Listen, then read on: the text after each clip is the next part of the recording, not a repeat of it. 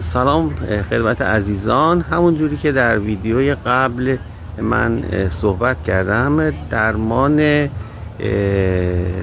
رفلاکس گوارشی شیرخواران در مرحله اول اصلا دارویی نیست و همون جور که توضیحات کامل رو دادم، کم کردن شیر ولی در وعده های بیشتر و از طرف دیگه بعد از دادن شیر سطح یعنی سر کوچولو رو بالاتر از تنش یک مقدار بالاتر قرار میدیم، یه مدت 20 دقیقه بمونه، بعد به حالت عادی میگذاریم و از طرف دیگه ای رژیم مادر رو در واقع لبنیاتش رو کم میکنیم یا اگر لازم دونستیم حتما قطع میکنیم.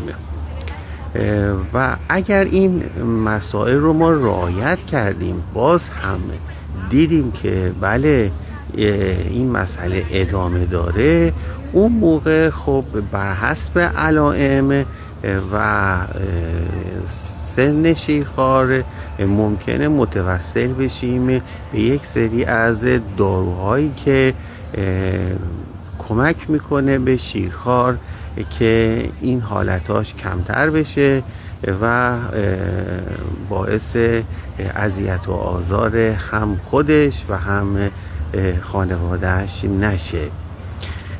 پس توجه کنید که مهمترین چیز در درمان رفلاکس اول درمان غیر دارویی هستش. ممنون از توجه شما.